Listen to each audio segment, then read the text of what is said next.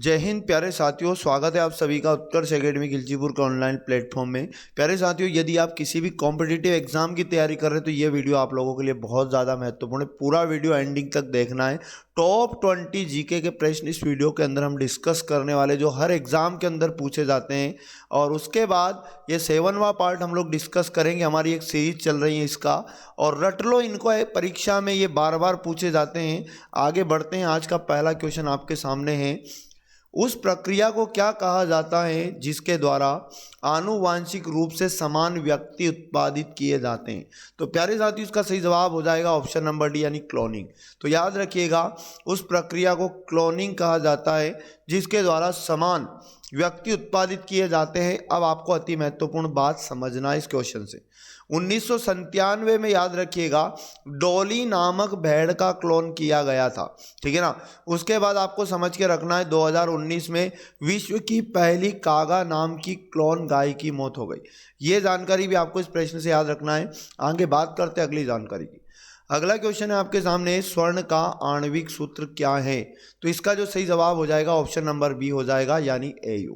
स्वर्ण का यानी कि सोने का अणु सूत्र जो होता है प्यारे साथियों, AU होता है। आगे यदि बात करें अति महत्वपूर्ण जानकारी की, तो भारत में कर्नाटक की एक कोलार खान, याद रखना है, यहाँ पर सोना निकाला जाता है, ठीक है। उसके बाद आपको याद रखना है, सोना के आधार पर, ठीक है ना, उत्पादन के आधार पर विश्व की सबसे बड़ी सोने की खान अगर एग्जाम में पूछे तो उज्बेकिस्तान का मेरून ताव आपको याद रखना है। आगे बात करते हैं अगली जानकारी। किसका उद्देश्य ग्रामीण क्षेत्रों में स्वरोजगार के अवसर पैदा करना है? तो इसका क्या सही जवाब हो जाएगा? राइट आंसर ऑप्शन नंबर हो जाएगा, यानी ग्रामीण रोजगार सृजन कार्यक्रम। तो ग्रामीण रोजगार सृजन कार्यक्रम का उद्देश्य ग्रामीण क्षेत्रों में स्वरोजगार के अवसर पैदा करना, याद रखिएगा, अति महत्वपूर्ण हो जाएगा।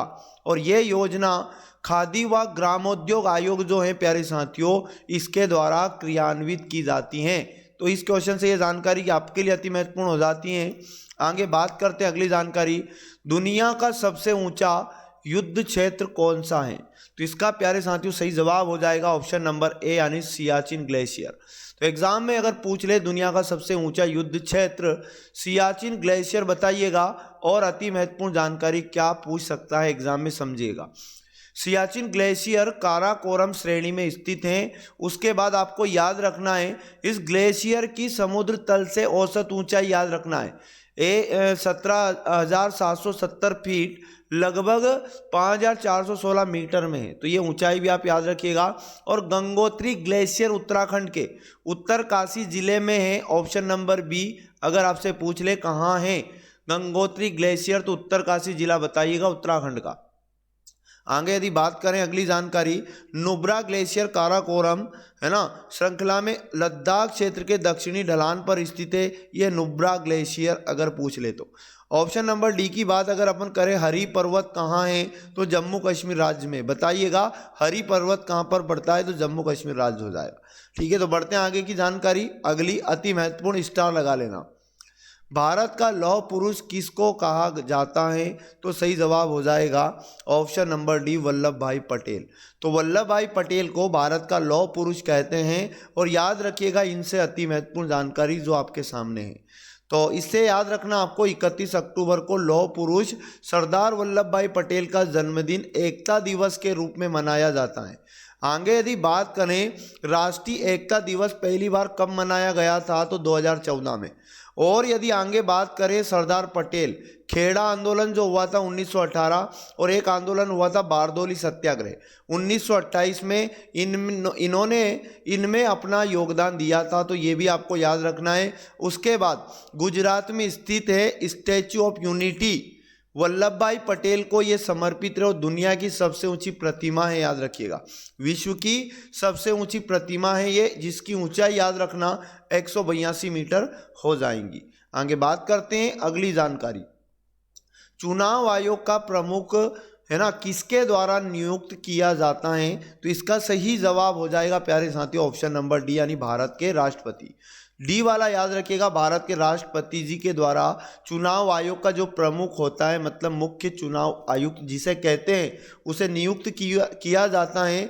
और आपको अति महत्वपूर्ण जानकारी ये छाप के रखना है, संविधान के भाग 15 में याद रखना, अनुच्छेद 324 से 329 का याद रखिएगा तक चुनाव आयोग से संबंधित प्रावधान है।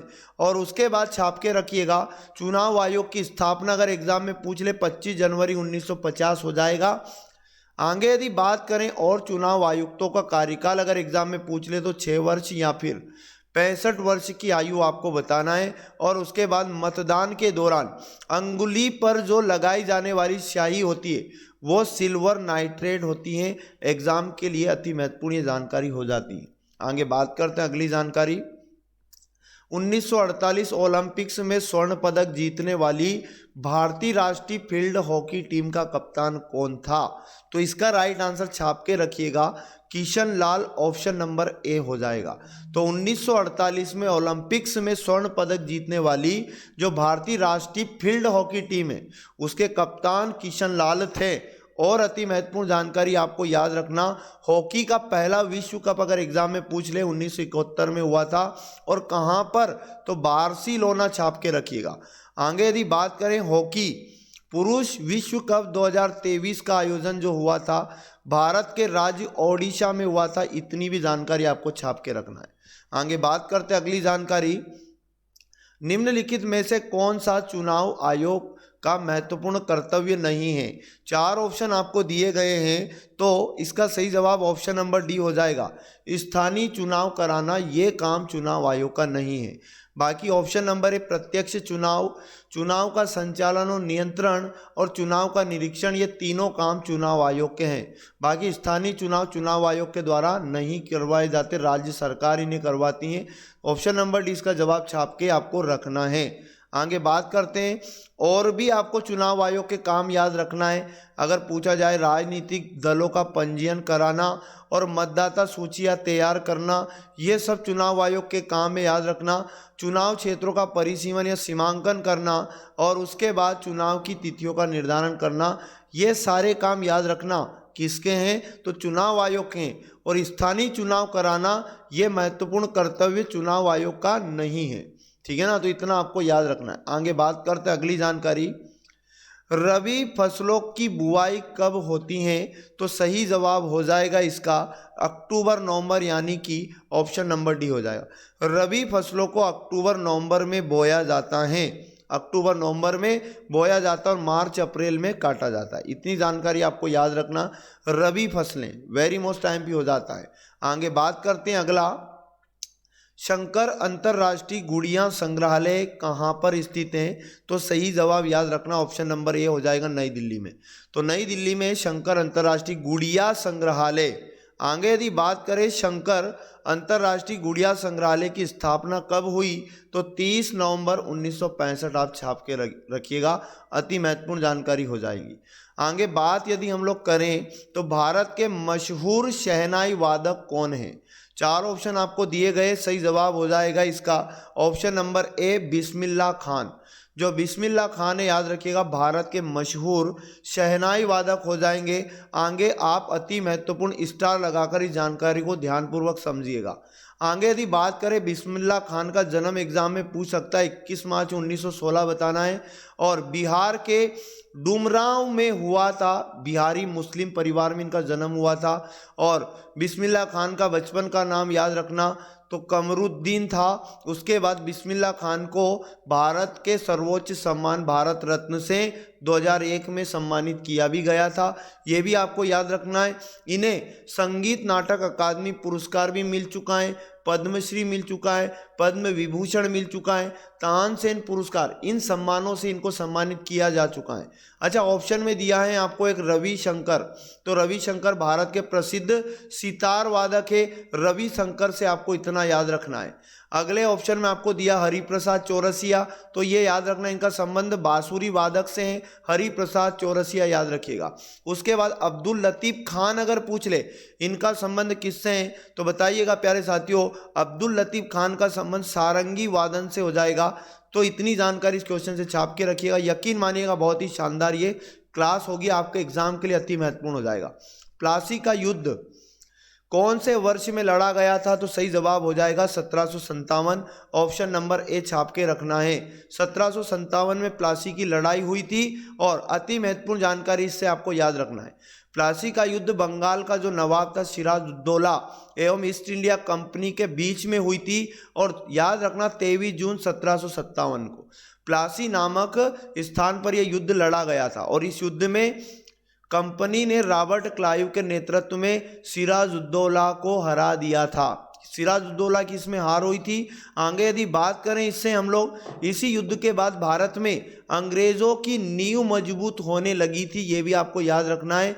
और आगे आपको याद रखना है लगी और फ्रांसीसियों की शक्तियों की कमी होती चलती गई और उसके बाद इस युद्ध के बारे में आपको इतनी जानकारी छाप के रखना है। आगे बात करें युद्ध के तदुपरांत मीर जाफर का पुत्र था एक मीरन, इसने नवाब सिराजुद्दौला की हत्या कर दी और उसके बाद याद रखिएगा रॉबर्ट क्लाइव को भारत में अंग्रेजी राज्य का संस्थापक माना जाता है। एग्जाम के लिए अति महत्वपूर्ण ये जानकारी हो जाती है। आगे बात करते हैं अगली जानकारी की। 4 दिसंबर 2022 को मनाए गए नौसेना दिवस 2022 की थीम क्या है? मतलब हर साल नौसेना दिवस 4 दिसंबर को मनाया जाता है, तो इसकी थीम एग्जाम के अंदर पूछ लेता है तो सही जवाब हो जाएगा सी वाला ऑप्शन, स्वर्णिम विजय वर्ष। तो 4 दिसंबर 2022 को मनाए गए नौसेना दिवस की थीम याद रखिएगा, स्वर्णिम विजय वर्ष इसका राइट आंसर हो जाएगा। आगे बात करते हैं 10 दिसंबर 2022 को किस टीम के खिलाफ ईशान किशन ने वनडे क्रिकेट में सबसे तेज दोहरा शतक लगाया? 10 दिसंबर 2022 की बात हो रही है यहाँ पर। अति महत्वपूर्ण क्वेश्चन हो जाएगा ऑप्शन नंबर डी बांग्लादेश। तो बांग्लादेश के खिलाफ याद रखना इन्होंने दोहरा शतक लगाया था। इनका नाम है Ishan Kishan, very most IMP हो जाएगा। इनसे आपको याद रखना है 126 गेंदों में 23 चौके लगाए, उसके बाद 9 छक्कों की मदद से इन्होंने दोहरा शतक पूरा किया था और पहली बार दोहरा शतक वनडे क्रिकेट में लगाने वाले पूछे कौन थे? सचिन तेंदुलकर, आपको बताना है। इतनी जानकारी छाप के रखिएगा। आगे यदि बात करें पौधों के जल परिवहन का कार्य करता है, पौधों में जो जल परिवहन का कार्य करता है इसका क्या सही जवाब हो जाएगा? तो याद रखिएगा जाइलम। जो जाइलम है ये एक एंजाइम का नाम है जो पौधों में जल परिवहन का कार्य करता है। आगे आपको छाप के क्या रखना है जाइलम से? तो जाइलम याद रखना, जाइलम या दारू मूल से जल एवं खनिज लवणों को पत्तियों तक पहुंचाता है। और उसके बाद याद रखना एक होता है फ्लोएम। फ्लोएम जैसे कि ऑप्शन नंबर डी में दिया है, तो फ्लोएम क्या काम करता है? पत्तियों में बने भोजन को पौधों के अन्य भागों तक पहुंचाने का कार्य करता है फ्लोएम। आगे यदि बात करें क्लोरोप्लास्ट या हरित लवक की अगर हम बात करें तो ये शैवाल और पादप कोशिकाओं में पाया जाता है, क्लोरोप्लास्ट या हरित लवक। आगे यदि बात करें शीरा की, तो शीरा में अशुद्ध रक्त कार्बन डाइऑक्साइड युक्त रक्त होता है। चारों ऑप्शन आपके सामने एक्सप्लेन कर दिए गए, अति महत्वपूर्ण हो जाएंगे। आगे बात करते हैं अगला क्वेश्चन। आगे यदि बात करें लोकतंत्र में सत्तारूढ़ दल किसके प्रति उत्तरदायी होता है? तो सही जवाब छाप के रखिएगा ऑप्शन नंबर डी, लोगों के प्रति। तो याद रखना लोकतंत्र में सत्तारूढ़ दल लोगों के प्रति उत्तरदायी होता है। आगे अति महत्वपूर्ण जानकारी आप छाप के रखिएगा, वह दल जो सरकार बनाकर देश पर शासन करता है सत्तारूढ़ दल कहलाता है। इतनी जानकारी छापो। और वर्तमान में भारत के सत्तारूढ़ दल किसके पास? भारतीय जनता पार्टी है। भारतीय जनता पार्टी इस टाइम सत्ता में, तो सत्तारूढ़ दल में कौन हो जाएगी? भारतीय जनता पार्टी हो जाएगी। आगे यदि बात करें हिमालय की सबसे बाहरी श्रृंखला कौन सी है? तो सही जवाब आपको छापना है शिवालिक, ऑप्शन नंबर डी। यानी कि हिमालय की सबसे बाहरी श्रृंखला पूछे तो शिवालिक बताइएगा। और शिवालिक याद रखना हिमालय का नवीनतम भाग है शिवालिक। अगर एग्जाम में पूछ ले हिमालय का नवीनतम भाग बताइए, शिवालिक हो जाएगा। इसे निम्न या बाहा हिमालय भी कहा जाता है शिवालिक को। और शिवालिक को जम्मू में जम्मू पहाड़ियाँ तथा अरुणाचल प्रदेश में डाफला कहा जाता है। तो शिवालिक से इतनी जानकारी आपको छाप कर रखना है। आगे बात करते हैं अगला क्वेश्चन। कौन सा मूत्र प्रणाली का हिस्सा नहीं है? इनमें से कौन सा मूत्र प्रणाली का हिस्सा नहीं है? सही जवाब ब्रोंकाई हो जाएगा, ऑप्शन नंबर बी। ये मूत्र प्रणाली का हिस्सा नहीं है, याद रखना। और याद रखना ब्रोंकाई मूत्र प्रणाली का हिस्सा नहीं है। मनुष्य में मूत्र प्रणाली का हिस्से क्या हैं आप समझिएगा। एक जोड़ी तो वृक्क होते हैं मूत्र प्रणाली के हिस्से, और उसके बाद मूत्राशय होता है, मूत्र मार्ग होता है और मूत्र वाहिनी। तो ये मूत्र प्रणाली के हिस्से आपको याद रखना इस क्वेश्चन से। आगे बात करते हैं 19 नंबर, निम्न में से कौन सा डिजिटल लेन देन नहीं है? तो याद रखना जो नगद लेन देन होता है वो डिजिटल लेन देन नहीं होता। ऑप्शन नंबर 20 का राइट आंसर हो जाएगा। आगे यदि अपन बात करें अति महत्वपूर्ण जानकारी की, तो पहला ऑप्शन आपको पेटीएम दिया, ये आपके लिए अति महत्वपूर्ण हो जाता है। पेटीएम का पूरा नाम एग्जाम के अंदर पूछ लेता है, तो इसका पूरा नाम है पे थ्रू मोबाइल, आपको याद रखना है। और पेटीएम के संस्थापक यदि पूछ ले तो विजय शेखर शर्मा बताइएगा। और भारत में डिजिटल लेन देन के तरीके जो आपको बताए गए इतने सारे आप याद रख सकते हैं, जैसे बैंकिंग कार्ड्स आप यूज़ करते हो, यूएसएसडी यानी कि अनस्ट्रक्चर्ड सप्लीमेंट्री सर्विस डेटा, और उसके बाद आधार सक्षम भुगतान प्रणाली जो अपन ईपीएस करते हैं आधार से, और एक यूपीआई होता है, मोबाइल वॉलेट होता है, इंटरनेट बैंकिंग होती है, भीम होता है, बैंक प्रीपेड कार्ड्स होते हैं। ये सभी डिजिटल लेन देन के सभी साधन हैं, तो इनको आप याद रखिएगा। आगे बात करते हैं 20 नंबर और अंतिम अति महत्वपूर्ण प्रश्न, सौर मंडल की खोज किसने की? तो सही जवाब हो जाएगा कोपरनिकस, यानी ऑप्शन नंबर है। तो सौर मंडल की खोज करने वाले व्यक्ति का नाम याद रखिएगा, कोपरनिकस हो जाएगा। कोपरनिकस ने सूर्य केंद्रीय सिद्धांत भी दिया, याद रखना। और पोलैंड निवासी था ये कोपरनिकस, याद रखना। इसने ये बताया कि सूर्य ब्रह्मांड के केंद्र में है, इसकी परिक्रमा करते हैं, ठीक है ना। आगे यदि बात करें वास्को डिगामा, जो ऑप्शन में आपको दिया है, वास्को डिगामा पुर्तगाली था एक, जो केरल के कालीकट पर उतरा था 1498 में, आपको याद रखना है। और एक न्यूटन जो आपको ऑप्शन नंबर सी में दिया है, न्यूटन को न्यूटन के गति के नियम के अलावा कैलकुलस यानी कैलकुलस के जनक के रूप में भी जाना जाता है। और उसके बाद न्यूटन की प्रसिद्ध पुस्तक याद रखिएगा, इसका नाम है प्रिंसिपिया। अति महत्वपूर्ण इतना आपको याद रखना है। तो ये थे 20 अति महत्वपूर्ण प्रश्न प्यारे साथियों। अगर वीडियो अच्छा लगा तो वीडियो को लाइक शेयर जरूर किया करें, और चैनल पर यदि पहली बार आए चैनल को सब्सक्राइब कर लें, जिससे आपको हमारे सभी वीडियो का नोटिफिकेशन तुरंत मिल पाएगा। मिलेंगे नेक्स्ट वीडियो में। जय हिंद, जय भारत।